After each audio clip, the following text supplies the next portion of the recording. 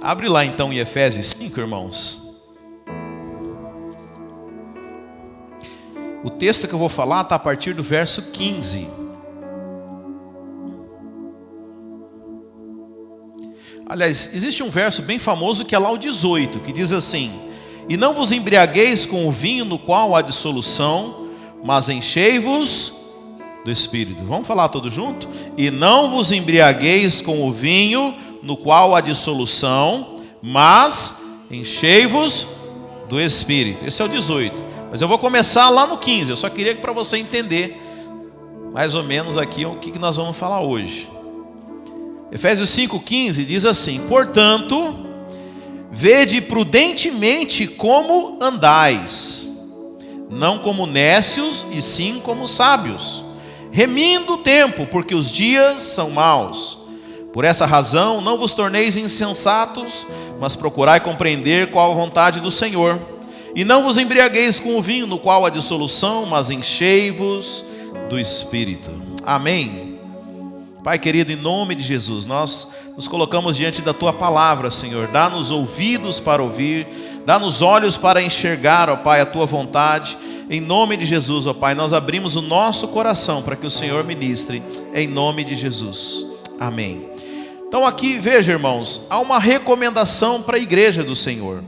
E ele fala assim: portanto, vede prudentemente como andais. O que é andar? A maneira como você conduz a sua vida. Então, você sabe, tem pessoas que são displicentes, né? Eu me lembro de um livro que eu li há muitos anos atrás, de um rapaz, ele é um pregador, e ele foi enviado para a guerra. Eu não me engano, era a guerra do Vietnã. E aí ele novinho, chegou lá no fronte de guerra, teve muito tempo de ser treinado, né? Ele falou: já sei, eu vou andar perto de alguém que é muito experiente, que aí eu vou me dar bem aqui, né? E aí ele começou a andar perto de um cara que já estava há alguns anos ali no fronte de guerra, né? E esse cara ia andando, e aí ele fala que às vezes caía algumas bombas perto, estourava umas minas, e aquele cara aí, ele falou: vou seguir esse cara aqui, né? E os troços caindo perto deles, mas ele olhava para o cara estava tranquilo. Ele falou: então beleza, ele já está há anos aqui, ele entende tudo, né? E aí ele conta que muito tempo depois ele veio descobrir que esse cara que estava lá, esse soldado mais antigo, ele estava depressivo e queria morrer. Então, ele era displicente mesmo, para ele tanto fazia como tanto fez a vida. Então, ele andava onde caíam as bombas e não se importava com nada disso. E o cara seguindo ele. Mas por quê? É um andar displicente, irmãos, né? E interessante que o livro de Efésios fala o quê? Que nós vivemos numa batalha espiritual. A Bíblia fala que as armas da nossa milícia não são carnais, mas são espirituais, poderosas em Deus. Então, veja, o que é um andar displicente? É um andar que desconsidera as coisas que estão acontecendo na nossa vida. Então aqui, a primeira coisa que a Bíblia nos exorta é que nós devemos andar de forma prudente. Temos que ser prudentes, temos que discernir. Agora, aqui fala que não vede prudentemente como andais, não como nécios, e sim como sábios. Ou seja, o sábio é aquele que é prudente nas coisas que faz. O nécio não está preocupado. O nécio é novo, né? É tolo. Então o tolo, ele não está preocupado com nada, né? Tanto faz, tanto fez as coisas na vida. Ele não é intencional, né? Ele canta aquela música assim: deixa a vida me levar, leva eu, né? Para onde a vida levar, tudo bem. Mas para quem é prudente, não. Para quem é sábio, ele anda de forma prudente. Agora, o que é andar de forma prudente? Então vamos lá. Vede prudentemente como andais, não como nécios, e sim como sábios, remindo o tempo, porque os dias são maus. Então vamos lá. Remir o tempo, irmãos, vou traduzir aqui para um português mais simples possível: é correndo atrás do tempo perdido. Gostaram da definição? Remir o tempo é isso, é correr atrás do tempo que foi perdido. Você sabe, irmãos, eu cresci num lar evangélico, mas eu fui ter a minha experiência de aceitar Jesus aos 13 anos de idade. E aí depois dos 13 anos de idade, eu voltei para o mundo. E aí eu fiquei lá até os 18 anos de idade. Aos 18 anos de idade eu reaceitei Jesus, ou seja, na verdade eu fiz um compromisso, né? Me batizei, mas só aos 32 anos de idade, depois de ter feito esse curso de maturidade no Espírito, eu entendi o que era o propósito de Deus para a minha vida. Ou seja, durante 32 anos de idade, durante 32 anos na minha vida, eu andei como nécio. Eu andei como um tolo. Por quê? Eu andei vivendo os meus próprios projetos. Eu vivi a vida do jeito que eu queria.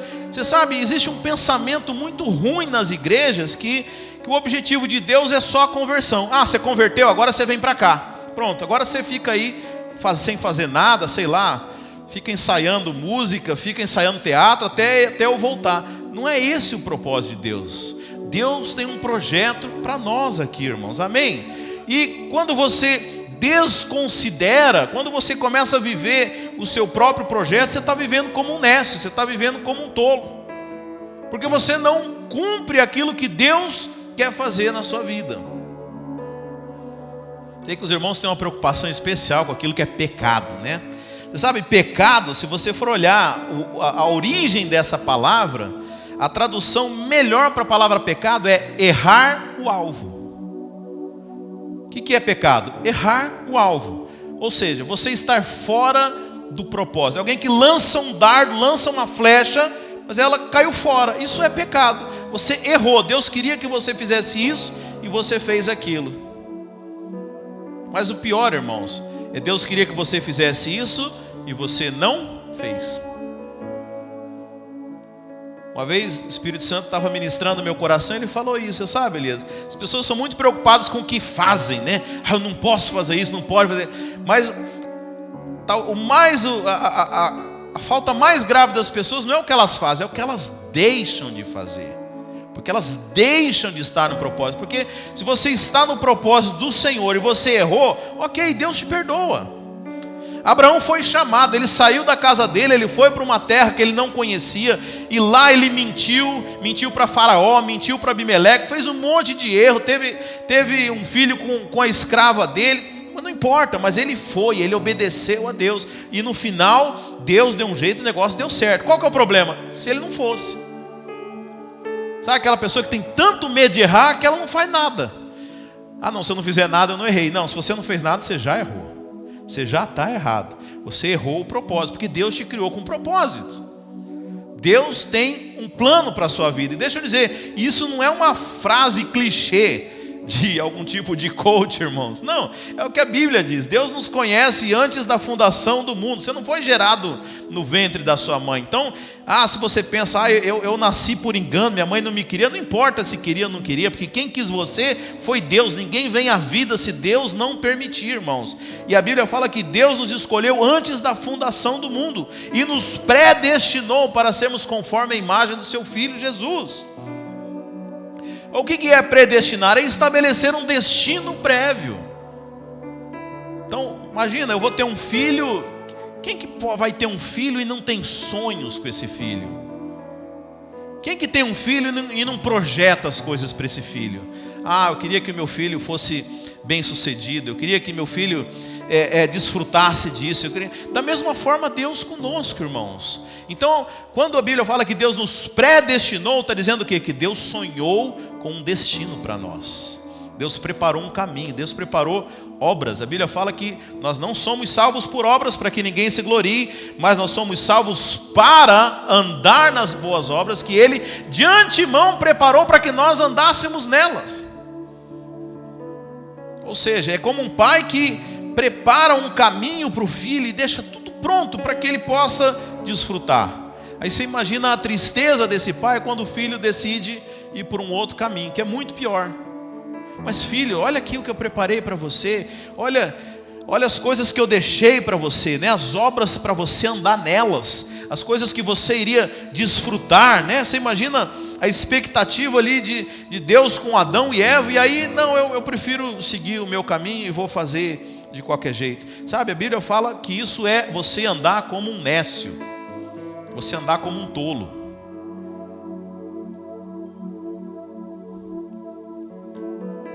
Porque eu creio que todo mundo aqui sempre procura tomar a melhor decisão para a sua vida. Nós fazemos as coisas pensando sempre no melhor. Seja ainda no melhor individual, às vezes no melhor da nossa família, no melhor das pessoas ao nosso redor, mas a gente sempre está buscando fazer o melhor. Agora, o melhor é a vontade de Deus.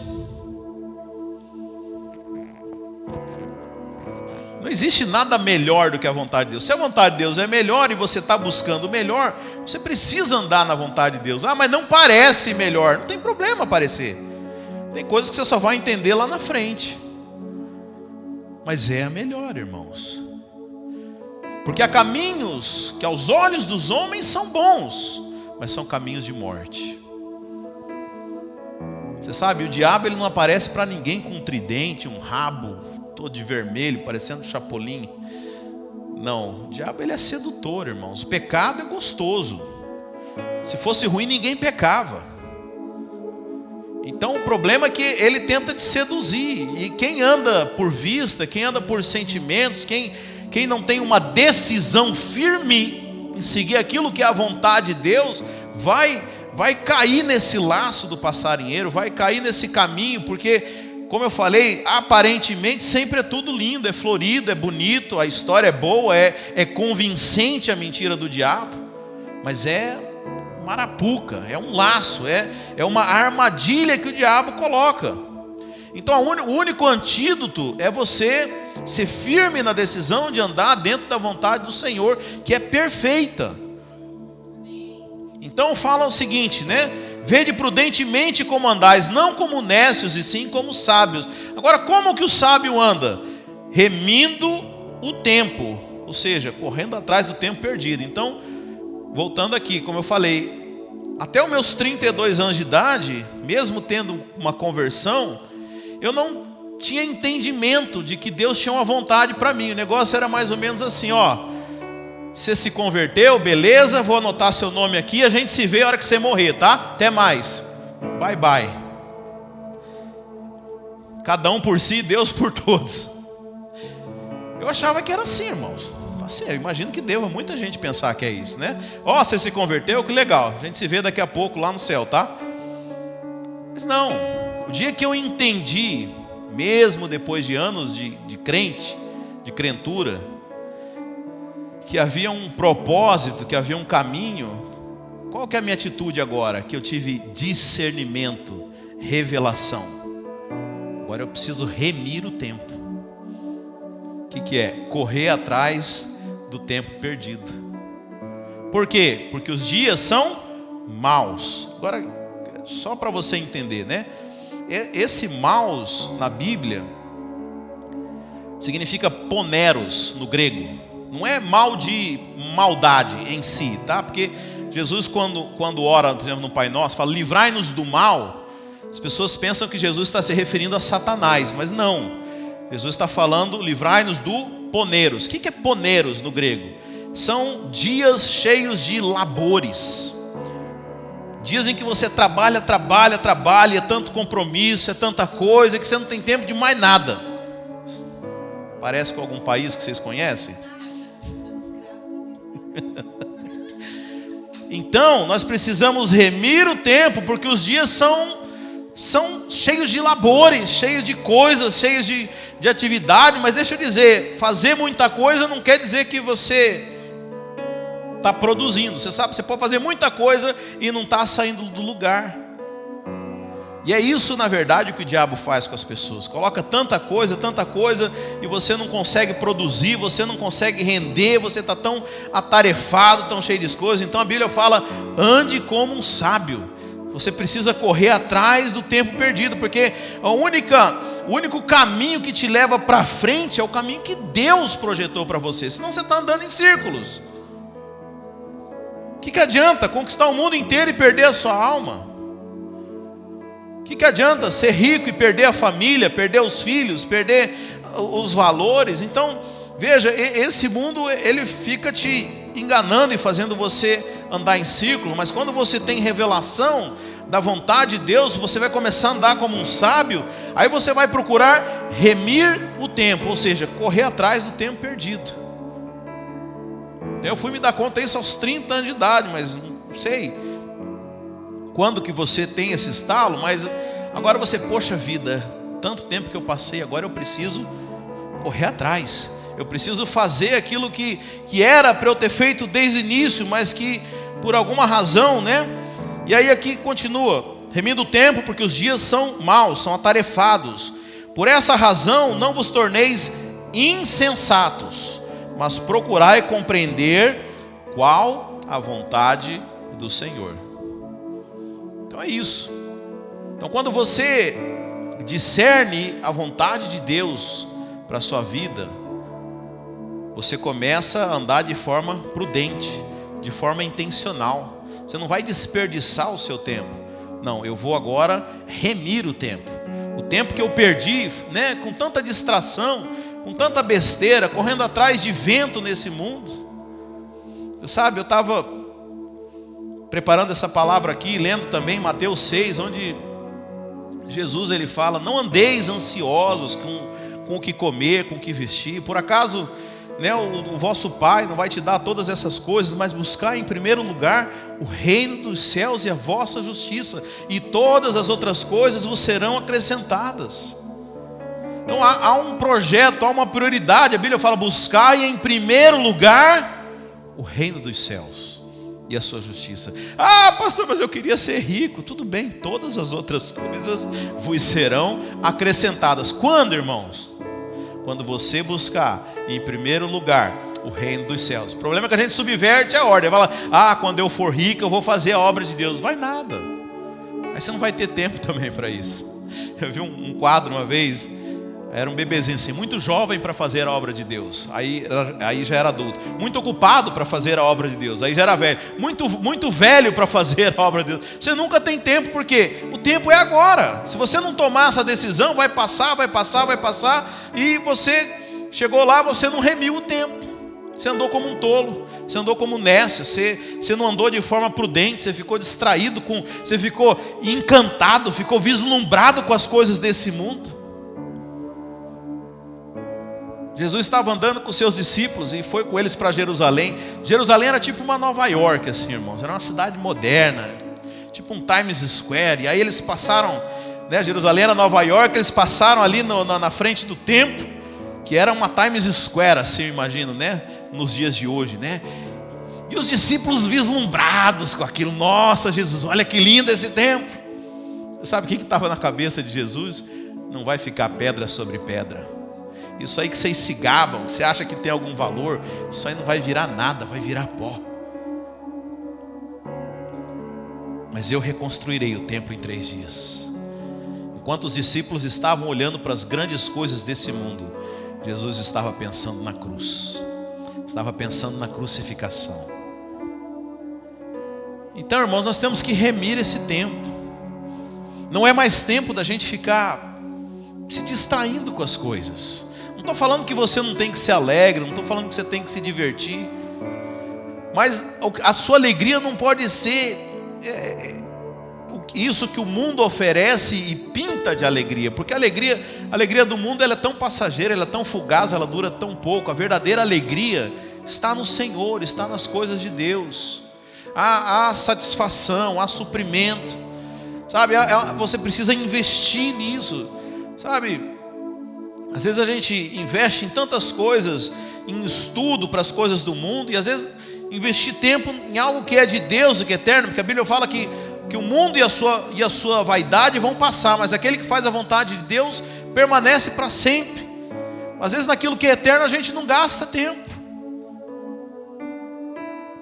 Mas o sábio é aquele que compreende a vontade do Senhor. Por essa razão, não vos torneis insensatos, mas procurai compreender, irmãos, qual a vontade do Senhor.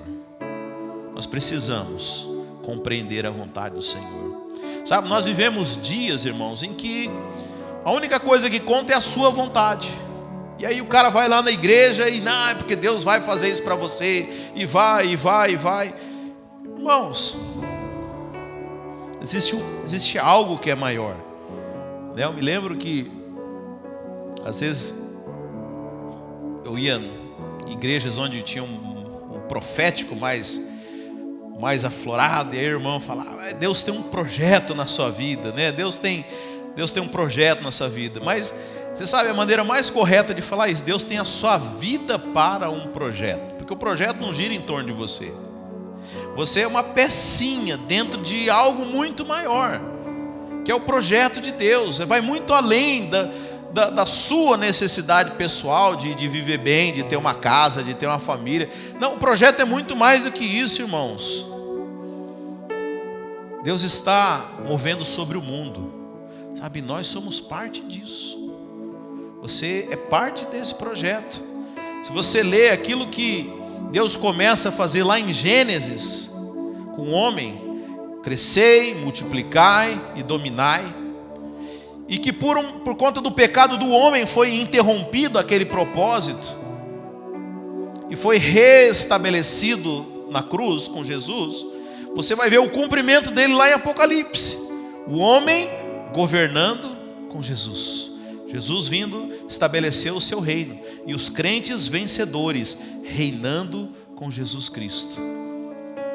Então você vê que é um projeto muito além daquilo que a gente está preocupado. Eu sair daqui, vai dar tempo de eu passar na Ross para comprar uma camiseta. Eu tenho que achar um tênis. Nossa, como eu queria aquela bolsa. Sabe, irmãos? É mais do que isso. Não tem problema você ir na Ross, comprar coisas, comprar presente para o seu pastor. Não tem problema. Cujo aniversário é próximo dia 24. Mas a vida não é isso somente, irmãos. Há um projeto. Você sabe, quando eu fui ter o Anthony, né, meu filho, eu lembro que eu estava orando a Deus. E Deus falou para mim assim: eu vou te ensinar muito através dele. Eu falei: uau, um bebê que vai me ensinar as coisas? Não, Deus falou que ia usar ele como exemplo, não é que ele ia me ensinar. E às vezes eu chamo: filho, vamos comigo no Walmart, né? Papai tem que comprar algumas coisas. E ele fala: vamos, papai. E nós temos um projeto, E aí no meio, lá no supermercado: papai, eu posso ir um pouquinho ali olhar os brinquedos? Pode, meu filho. Então assim, não tem problema você olhar o que você quer, mas não é esse o nosso objetivo. Mas não tem problema de no meio do caminho você ter prazeres, você desfrutar das coisas. Mas não perca. Qual que é o problema? Se ele fosse para lá e ficasse lá e esqueceu da vida lá. E aí eu tenho um amigo, eu acho que hoje isso já é diagnosticado, né? Eles falam que é dislexia. Eu tenho um amigo, ele morava em São Paulo, eu morava em Campo Grande, no Mato Grosso do Sul. E ele saiu de São Paulo para ir para Campo Grande, são 1.000 quilômetros, é 12 horas de viagem. Passou na frente do Hopi Hari e decidiu parar lá e ficou lá. Cara, mas você não ia viajar? Mudou completamente. Qual que é o problema, irmãos? A gente está indo num curso aqui que é a vontade de Deus, e aí de repente esqueceu do projeto e foi fazer outra coisa. Estão entendendo, irmãos? Agora eu vou contar para você o que está lá no verso 18. Agora vai fazer sentido. E não vos embriagueis com o vinho, no qual há dissolução, mas enchei-vos do Espírito. Entendeu nada, né? Você sabe, irmãos, o vinho na Bíblia está relacionado com alegria. O cara que bebe vinho fica up, né? Não sei porque eu não bebo, irmãos. A Bíblia não condena beber, condena a embriaguez. Mas eu não bebo. Eu não gosto de bebida alcoólica. Mas a Bíblia não condena. Mas o vinho, como representação na Bíblia, representa a alegria, as coisas alegres. E não tem problema nenhum você desfrutar, porque veja, o vinho é algo feito na terra, natural. Então existem alegrias que são do espírito e alegrias que são terrenas. Não tem problema. Tem problema você ter prazer, você assistir o futebol, você ir no parque temático, você tirar férias, você ter tempo de prazer, contar piada, brincar com seus amigos. Não tem problema nenhum. Esse é o vinho daqui, passageiro. Não vai durar, mas é legal. Qual que é o problema? Não se embriague com esse vinho. Não vos embriagueis com o vinho. Está me entendendo? O problema é quando você pega aquilo que era para ser, você chegou em casa, eu vou relaxar, assistir um jogo de futebol. Não tem problema nenhum, é o vinho que você está tomando. O problema é quando você se tornou um fanático. Aí você deixa de ir para o culto porque tem que assistir o jogo. Aí você se embriagou, você perdeu o propósito, você perdeu o rumo que você estava indo por causa de algo que te chamou a atenção, te distraiu. Deixou de ser apenas algo agradável para ser algo agora escravizador, irmãos. E aí que nós temos que ser sábios, sermos prudentes, porque, então, agora fez sentido todo o texto, irmãos? Então vamos ler agora então. Portanto, vede prudentemente como andais. Seja prudente, irmãos. Tem coisa que, ok, é legal, é agradável, tudo me é lícito, nem tudo me convém. Cuidado com as coisas, não perca o foco. Não é que não tem problema em algumas coisas, mas cuidado para essas coisas não te tirarem do foco. Existe um projeto maior, existe um caminho melhor que nós não podemos perder perder o foco, irmãos. Amém? Você sabe, o descanso ele faz parte do trabalho. O descanso faz parte do trabalho. Vou só trabalhar. Não. É importante você descansar a mente. Mas cuidado para ir tirar férias e não ficar por lá. Então, vede prudentemente como andais, não como os tolos, não como necios, mas como pessoas sábias que estão... O que o sábio está fazendo? Remindo o tempo. Remindo o tempo porque os dias são maus, ou seja, cheios de labores, cheios de distrações, cheios de coisas para te tirar do foco, te tirar do projeto maior, tirar da vontade de Deus. Então você tem que remir o tempo. Seja prudente, seja sábio, seja intencional. Por essa razão não vos torneis insensatos, mas procurai compreender a vontade do Senhor. E não vos embriagueis com o vinho, no qual há dissolução, mas seja cheio do Espírito Santo. Então cuidado, não se embriague, porque existe o propósito de Deus para a sua vida, para nossas vidas, né? Então o sábio, ele compreende a vontade do Senhor. Ele sabe que tem hora para descansar, tem hora de lazer, tem hora de você, né, se distrair, mas o foco nunca é perdido. Existe um chamado maior para nós. Existe uma vontade soberana de Deus. Existe um destino que foi estabelecido pelo Pai para cada um de nós desde a fundação do mundo, irmãos. E quando nós andamos em linha com a vontade de Deus, as coisas começam a fluir na nossa vida. Você não precisa fazer força, porque, sabe, tem coisas que a gente fica forçando e não dá certo. Não dá certo. Sai daqui, diabo. Mas não é o diabo, é Deus te resistindo. Diabo é fácil, você manda uma reda a Satanás, ele vai embora. E quando é Deus te parando? Porque a Bíblia fala que todas as coisas cooperam para o bem daqueles que amam ao Senhor, daqueles que são chamados de acordo com o seu propósito. Então você está indo no caminho errado, qual que é a cooperação? Dá tudo errado para você voltar na linha. E tem gente que fica dando murro em ponta de faca a vida inteira, porque não discerniu ainda a vontade de Deus. Então o sábio é aquele que compreende a vontade de Deus. Isso é a sabedoria, é aquele que anda de forma intencional, remindo o tempo. O que ele faz tem um sentido, tem uma lógica, a vida dele está apontando para os céus. Irmãos, nós temos que viver com a nossa vida apontando para os céus. Paulo fala que se a gente que conhece a Deus for viver pensando apenas nas coisas dessa vida, coisa terrena, nós somos as piores das pessoas, os mais miseráveis dos homens. Porque o céu é muito maior, é muito mais abrangente, é muito mais sublime do que as coisas daqui, mas você continua pensando nas coisas daqui, não faz sentido isso. Deus está te mostrando algo que é maior, algo que é superior, de coisas superiores, irmãos. Então não ande como um tolo, não ande desconsiderando a vontade do Senhor.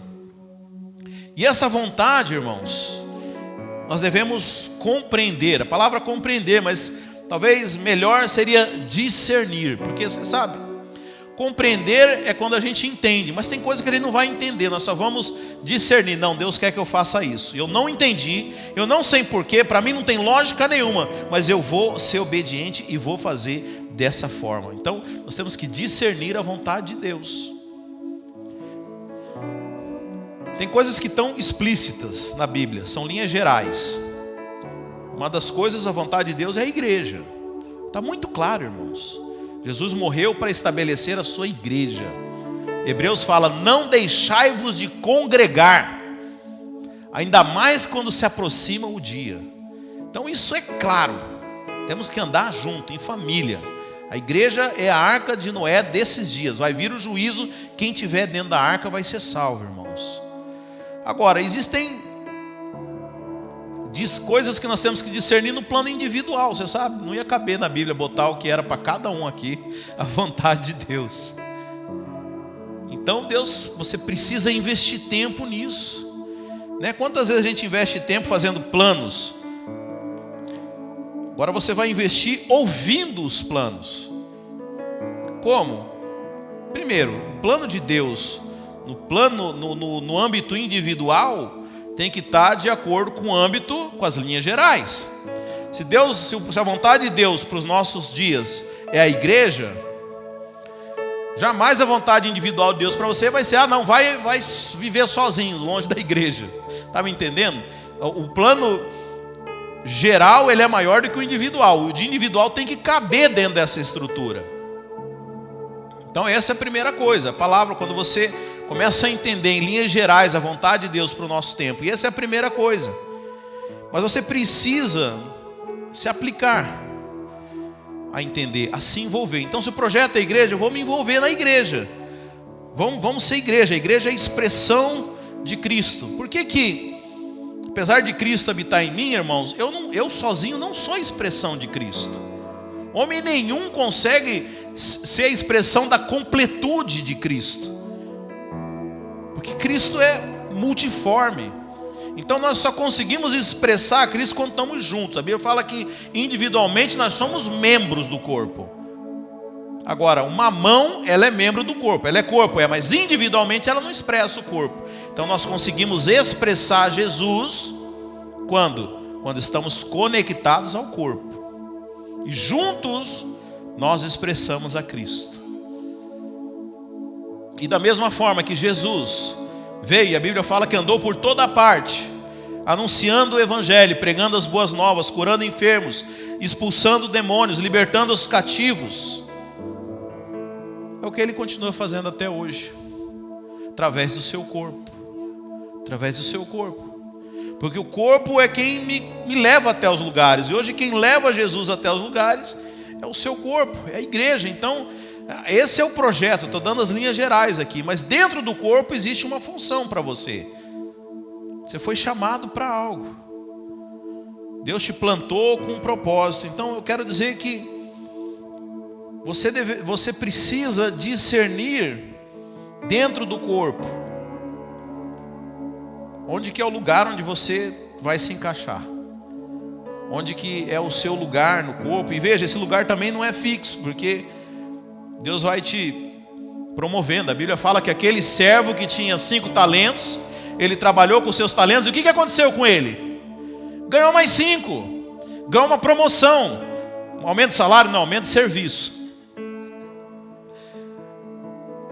Mas quanto mais serviço, mais glória.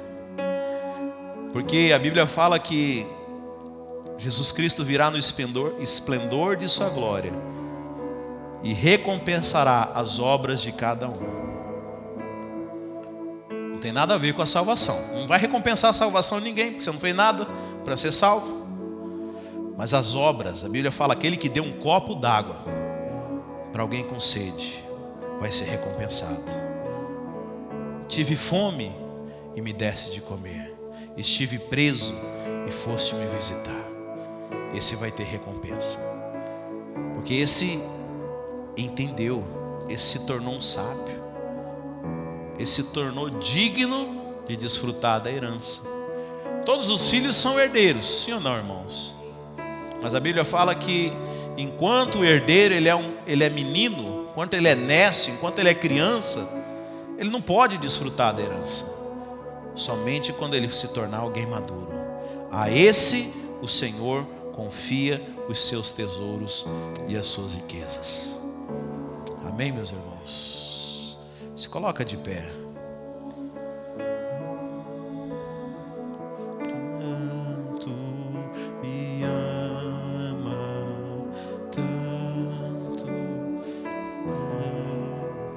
Aleluia.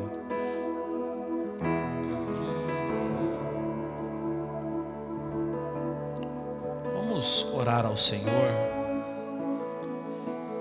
Faça um compromisso consigo de discernir a vontade de Deus. Sabe, eu não quero chegar lá no céu e descobrir que o Elias era para ter sido um missionário lá na Itália e foi virar pastor na América. Fez tudo errado. Dá 0 para ele. Mas também não tem problema nenhum se o meu chamado era para passar uma vassoura no fim dos cultos para abençoar os irmãos. Sabe, irmãos, eu não quero nem mais nem menos. Eu quero aquilo que Deus estabeleceu para mim. Sabe, e não existe nada, o que é pior, o que é melhor, não existe isso, irmãos. A unha não faz sentido nenhum no corpo. Fica sem uma unha para você ver se você consegue trabalhar. Todo membro tem o seu papel. E a Bíblia fala que ninguém pode falar, eu sou melhor. O pé não pode falar, eu sou melhor que a boca não pode dizer, eu sou melhor.